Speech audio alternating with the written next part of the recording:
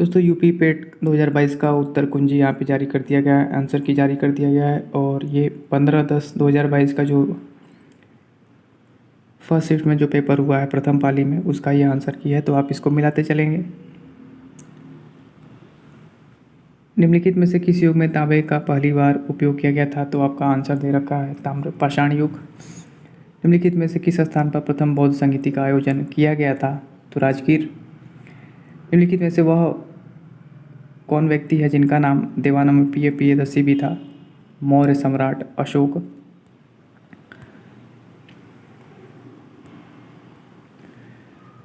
संगमरमर पर पेतरा ड्यूरा या रंगीन पत्थर की जड़ाई का काम डैश के समय में बहुत लोकप्रिय था? तो शाहजहां। नेक्स्ट देखेंगे, जब ईस्ट इंडिया कंपनी की स्थापना हुई तब भारत पर निम्नलिखित में से किसका शासन था? मुगल सम्राट। भूदान ग्रामदान आंदोलन निम्नलिखित में से किसके द्वारा शुरू किया गया था? विनोबा भावे।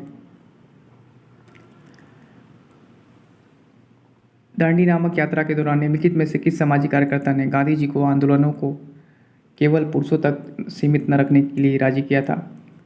कमला देवी चट्टोपाध्याय। राष्ट्रवाद की पहली स्पष्ट अभिव्यक्ति निम्नलिखित में से किस क्रांति के साथ हुई? तो फ्रांसीसी क्रांति। सरकार के निम्नलिखित में से किस अधिनियम के कारण बम्बई से सिंध प्रांत का निर्माण हुआ? तो भारत सरकार अधिनियम 1935। 10वां प्रश्न है, प्रसिद्ध युद्ध का नारा चलो दिल्ली किसने दिया था? तो सुभाष चंद्र बोस।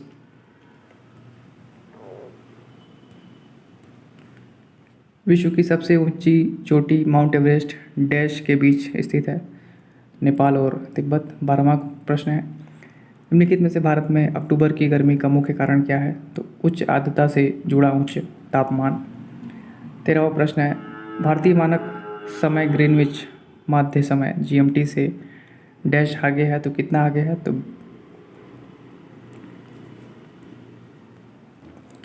5 से 1/2 घंटे। निम्नलिखित में से कौन जनसंख्या वितरण को प्रभावित करने वाला आर्थिक कारक नहीं है? तो पानी की उपलब्धता। 15वां प्रश्न है, निम्नलिखित में से किस नदी को बिहार का शोक कहा जाता है? तो कोसी नदी।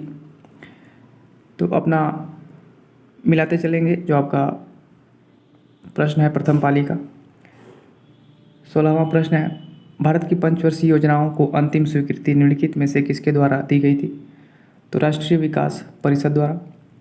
17वां है, किसी भी विकासशील अर्थव्यवस्था के प्रारंभिक चरणों में अधिकांश गतिविधियां डैश क्षेत्र से संबंधित होती हैं? तो ध्यान रखेंगे प्राथमिक। 18वां है, निम्नलिखित में से कौन सा हरित क्रांति की रणनीति का हिस्सा था? तो आपको यहाँ पे यह सभी ऑल ऑफ दिस दे रखा है, तो इसमें 4 आपको ऑप्शन दे रखे होंगे, तो यहाँ पे आपको ऑल ऑफ दिस आपका राइट आंसर था। निम्नलिखित में से कौन एक वाणिज्यिक बैंक नहीं है? तो ध्यान रखेंगे सिडबी। 20वां है, निम्नलिखित में से कौन सा सार्वजनिक क्षेत्र का उपक्रम संसद के तहत एक विशेष कानून पारित करके स्थापित किया गया है? तो वैधानिक निगम। 21वां है, भारत की संघ कार्यकारिणी में निम्नलिखित में से कौन शामिल नहीं है? तो ध्यान रखेंगे राज्यों के मुख्यमंत्री।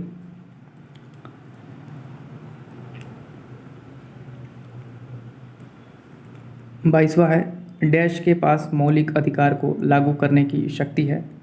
तो सर्वोच्च न्यायालय और उच्च न्यायालय को। नेक्स्ट देखिएगा 23वां है, भारत में राष्ट्रीय मानवाधिकार आयोग निम्नलिखित में से किस मंत्रालय के अधीन है? तो गृह मंत्रालय। 24वां है, निम्नलिखित में से किसी केंद्र शासित प्रदेश में उच्च न्यायालय स्थापित करने का अधिकार है? तो संसद को, पार्लियामेंट। 25वां है, निम्नलिखित में से कौन सा अनुच्छेद भारतीय संविधान में सर्वोच्च न्यायालय की स्थापना और गठन के बारे में है? तो ध्यान रखेंगे कौन सा अनुच्छेद है? तो 124।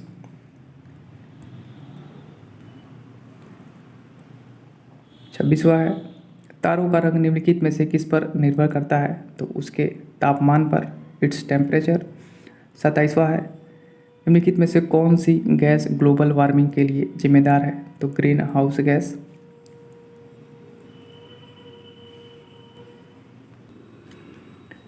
28वां देखेंगे, निमोनिया मानव शरीर के निम्नलिखित में से किस अंग को प्रभावित करता है? तो फेफड़े को। 29वां है, निम्नलिखित में से कौन सा वनस्पति रेशा नहीं है? तो नायलॉन।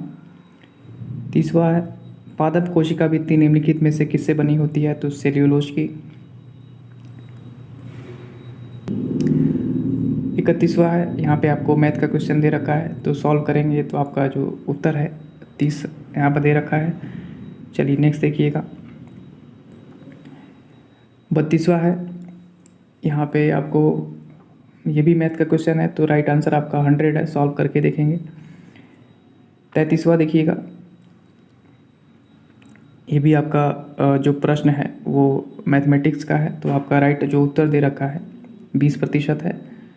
34वां भी सेम है, एवरेज का प्रश्न है, इसमें आपका राइट उत्तर जो है 50 है, आप इसको सॉल्व करके चेक कर सकते हैं। 35वां है, ये भी आपका मैथ का क्वेश्चन है, इसमें 14.26 आपका राइट उत्तर है। 36वां, महर्षि शब्द का सही संधि विच्छेद बताइए? तो महाधन ऋषि है।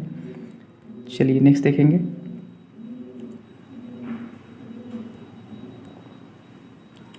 37वां है, किस विकल्प में शब्द युग्म का अर्थ भेद सही नहीं है? तो अवलंब का अविलंब और अधर का विलोकित, ये क्या है? सही नहीं है। 38वां देखेंगे, किस विकल्प में सभी शब्द परस्पर पर्यायवाची हैं? तो पार्वती, रुद्राणी और भवानी। 39वां है, किस विकल्प में सही विलोम युग्म है? तो नूतन का पुरातन। 40वां है, ख्याली पुलाव पकाना मुहावरे का अर्थ है? तो असंभव बातों की कल्पना करना। चलिए, और यहाँ से आपका अंग्रेजी का प्रश्न है 41 से आपको यहाँ पे दे रखा है, पैसेज है।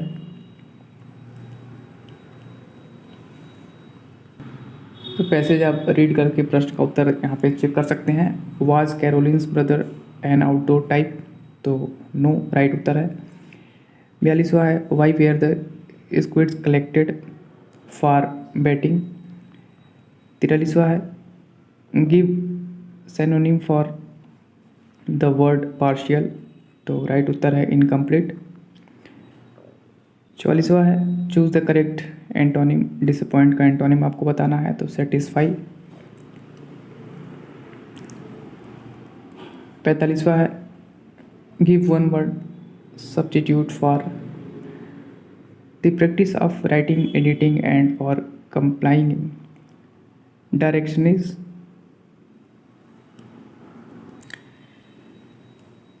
क्या दे रखा है? The practice of writing, editing and और कंपाइलिंग डिक्शनरीज? तो इसको क्या बोलेंगे? तो लेक्सिकोग्राफी, ये आपका राइट उत्तर है। 46वां है, रीजनिंग का यहाँ प्रश्न है, एक महिला की ओर इशारा करते हुए नीलेश ने कहा, वह मेरी पत्नी के दादा की इकलौती संतान की इकलौती बेटी है। महिला नीलेश से किस प्रकार संबंधित है? पत्नी। 47वां है, असंगत अलग करें, फाइंड आउट, वन आउट? यहाँ पे आपका 100 जो है राइट उत्तर है। तो मिलाते चलेंगे दोस्तों। 48वां है, 1 जनवरी 2006 को रविवार था, तो 1 जनवरी 2010 को सप्ताह का कौन सा दिन था? रीजनिंग का ये कैलेंडर का प्रश्न है, शुक्रवार। चलिए नेक्स्ट देखेंगे।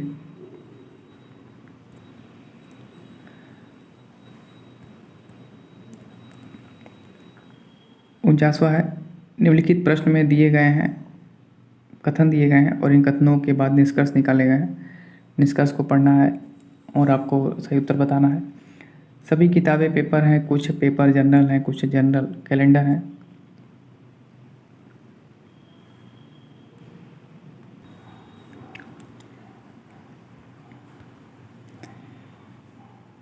तो कुछ जनरल किताबें हैं, कुछ कैलेंडर पेपर हैं, कुछ किताबें जनरल हैं और कुछ किताबें कैलेंडर हैं, तो इनमें से कोई नहीं आपका आंसर है।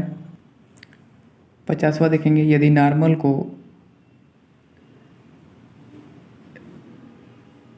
RPN LBM के रूप में कोडिट किया जाता है तो गैदर का कोड क्या होगा? तो कोड आपका TBGRFH होगा। 51 देखेंगे, निम्नलिखित में से किस देश के वैज्ञानिक ने पहला कृत्रिम भ्रूण तैयार किया है? तो इजराइल। 52वां है, प्रधानमंत्री नरेंद्र मोदी ने निम्नलिखित में से किस राज्य में AVX लॉन्च किया है? तो गुजरात।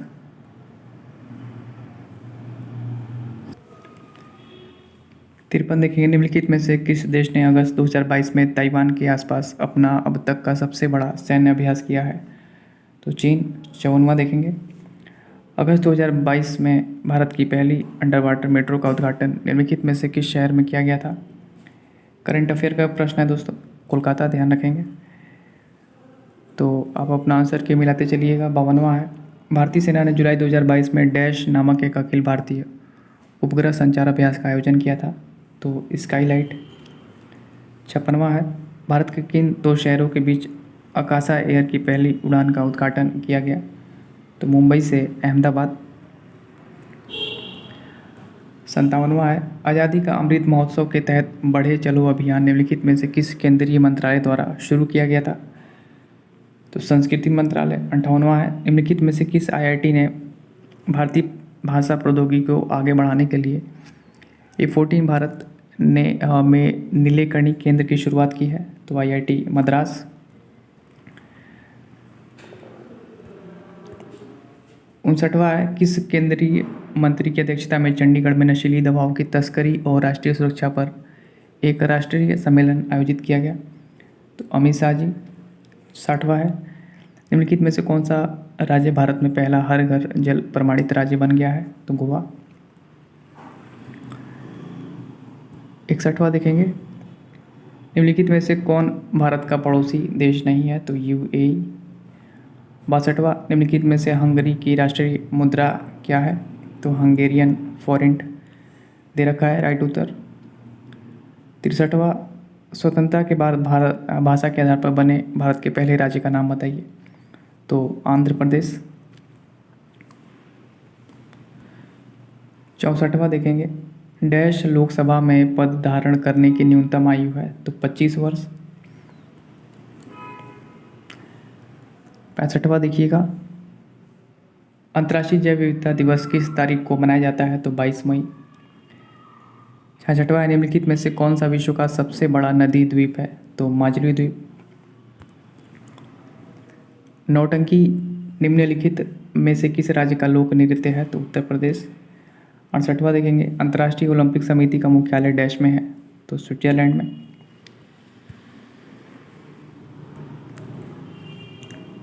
69वां देखेंगे, निम्नलिखित में से किसने प्रसिद्ध पुस्तक पावर्स ऑफ द माइंड लिखी है? तो स्वामी विवेकानंद जी ने। 70वां देखेंगे, United Nations framework convention on climate change का आपका राइट उत्तर हो जाएगा। अर्थ पूछा गया है UNFCCC का।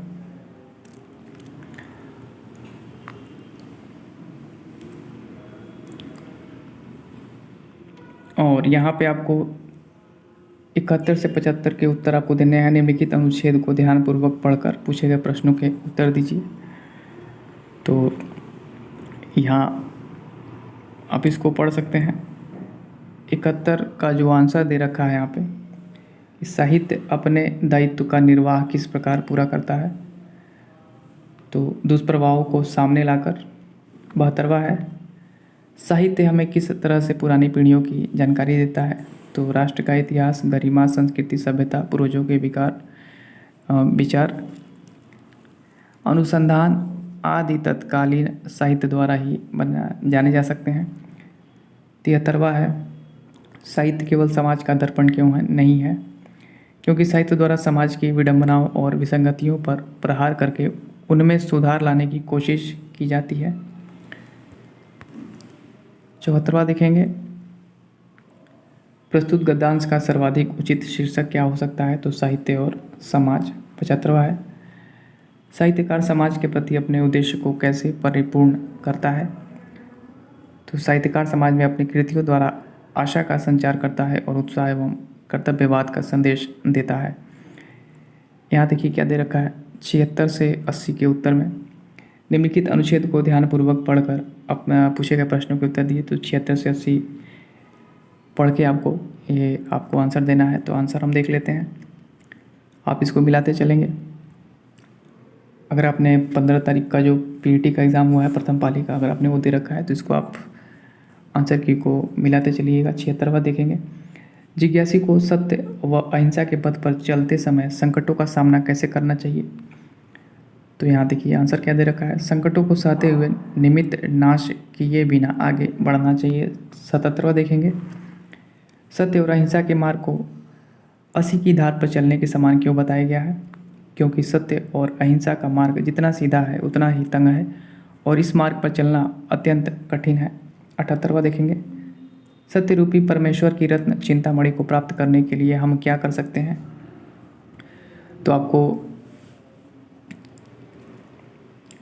4 ऑप्शन दिए गए होंगे, उसमें राइट आंसर होगा ये सभी। 79वां देखेंगे, गद्यांश में चिरस्थायी शब्द का कौन सा विलोम शब्द प्रयुक्त हुआ है, तो क्षणभंगुर। 80 नंबर का देखेंगे, सत्य की तलाश कैसे की जानी चाहिए, तो श्रद्धापूर्वक अंतः विद्यमान सत्य के मार्ग पर आगे बढ़ते हुए इस सत्य का साक्षात्कार करें। चलिए यहाँ अब नेक्स्ट देखेंगे, यहाँ क्या दे रखा है, प्रश्न संख्या 81 से 85 निम्नलिखित तालिका का अध्ययन करें और उस पर आधारित प्रश्नों के उत्तर दें।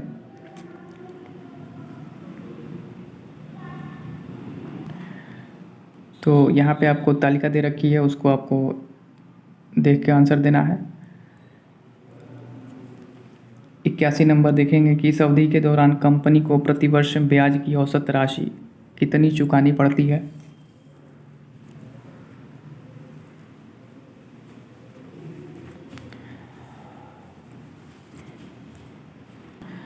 तो यहाँ आपसे ब्याज की औसत राशि पूछा गया है, तो इसको आप औसत आप निकाल लेंगे तो आपका राइट जो आंसर होगा 81 का वो 26.66 लाख 82 देखेंगे।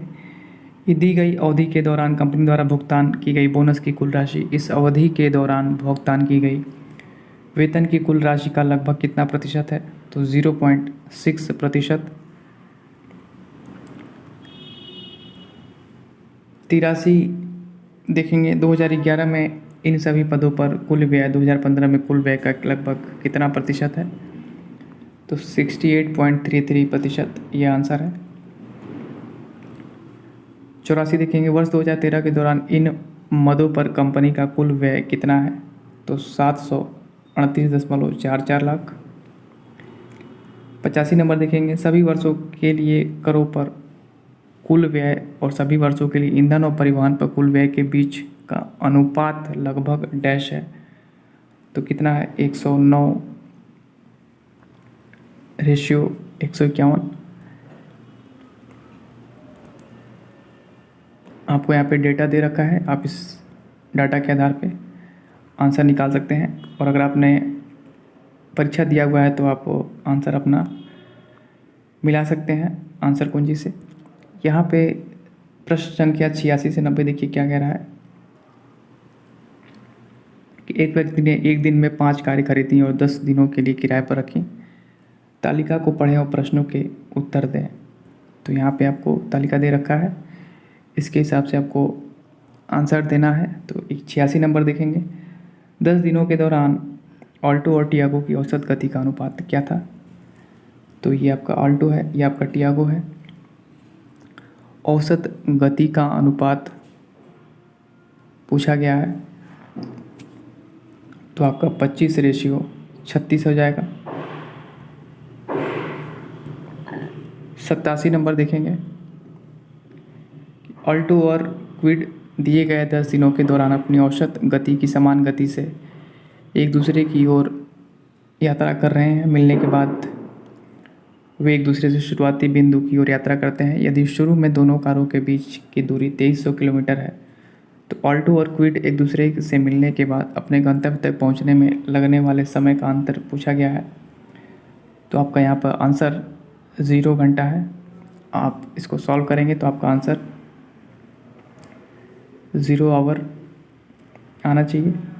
88 नंबर देखेंगे, दिए गए 10 दिनों के दौरान कार मिनी द्वारा उसकी औसत गति से 875 किलोमीटर की यात्रा करने में लिए गए समय का दिए गए 10 दिनों के दौरान कार स्विफ्ट द्वारा उसकी औसत गति से 990 किलोमीटर की यात्रा करने में लिए गए समय से अनुपात ज्ञात कीजिए। तो आपका उत्तर दे रखा है 56:99।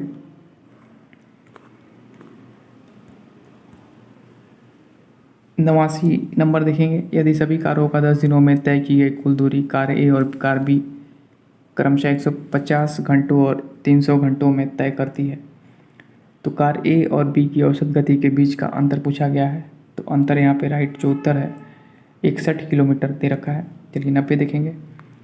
10 दिनों के दौरान टियागो और मिनी द्वारा तय किए गए कुल दूरी का अनुपात कितना था? तो यहाँ पे 18:25 है। 91 से 95 देखेंगे क्या है पूछा गया है प्रश्न में कि निम्न रेखा आलेख का अध्ययन करें जो 2001 से 2006 तक 6 वर्षों के दौरान प्रत्येक वर्ष की शुरुआत में कंपनी में शामिल होने और कंपनी छोड़ने वाले कर्मचारियों की संख्या दर्शाता है।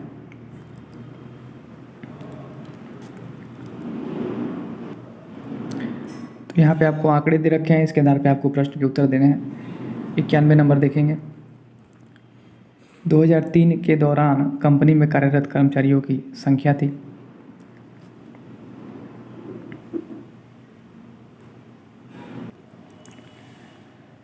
आपका उत्तर दे रखा है 5000। नेक्स्ट देखेंगे 92 नंबर। किस वर्ष में पिछले वर्ष की तुलना में कंपनी छोड़ने वाले कर्मचारियों की संख्या में प्रतिशत वृद्धि या फिर कमी अधिकतम है? तो 2002 में। 93 नंबर देखेंगे। 2002 से 2003 तक कर्मचारियों की संख्या में लगभग कितने प्रतिशत की वृद्धि या फिर कमी हुई है? तो 1%। 94 नंबर देखिएगा। 2003 में कंपनी में काम करने वाले कर्मचारियों की संख्या 2006 में कंपनी में काम करने वाले कर्मचारियों की संख्या का लगभग कितने प्रतिशत थी? तो 96.15%। 95 नंबर देखेंगे। दी गई अवधि के दौरान किसी भी वर्ष में कंपनी में शामिल होने वाले कर्मचारियों की न्यूनतम संख्या का कंपनी छोड़ने वाले कर्मचारियों की अधिकतम संख्या से अनुपात कितना है? तो 9:13।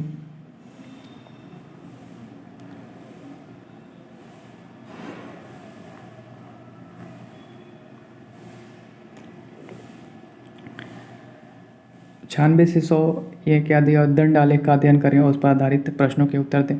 तो आपको आंकड़े दिए हुए हैं, इसके आधार पर प्रश्नों के उत्तर देने हैं। 96 नंबर देखेंगे। 2013-14 तक खिलौनों के उत्पादन में लगभग प्रतिशत गिरावट कितनी थी? तो 20%। 13-14 का आप अगर परसेंटेज निकालेंगे तो 20% आपका उत्तर होगा। दोस्तों आपका जो आंसर की है वो आप मिलाते चलेंगे। 2015 और 2016 का औसत उत्पादन निम्नलिखित में से किस वर्षों के युग्म के औसत उत्पादन के बिल्कुल बराबर था? 2012 और 17। 98 नंबर। 2011 की तुलना में 2018 में खिलौनों के उत्पादन में लगभग प्रतिशत वृद्धि कितनी थी? तो 137.5%। 99 नंबर। पिछले वर्ष की तुलना में किस वर्ष उत्पादन में प्रतिशत वृद्धि सबसे अधिक थी? तो 2017। 100 नंबर दिए गए प्रश्नों कितने प्रश्नों में खिलौनों का उत्पादन दिए गए वर्षों के औसत उत्पादन से अधिक था? तो 4। तो दोस्तों ये आपके 15 तारीख का पहले शिफ्ट का ये आपका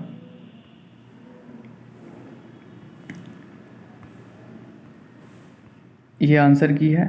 तो उसका सेकेंड शिफ्ट और 16 तारीख का फर्स्ट और सेकेंड शिफ्ट का जो आंसर की है वो भी मैं वीडियो अपलोड कर दूंगा। तो आप इसको अगर आपने 15 तारीख का एग्ज़ाम दिया हुआ है पीटी का फर्स्ट शिफ्ट का, तो आप इससे अपना आंसर की यहाँ मैच करा सकते हैं।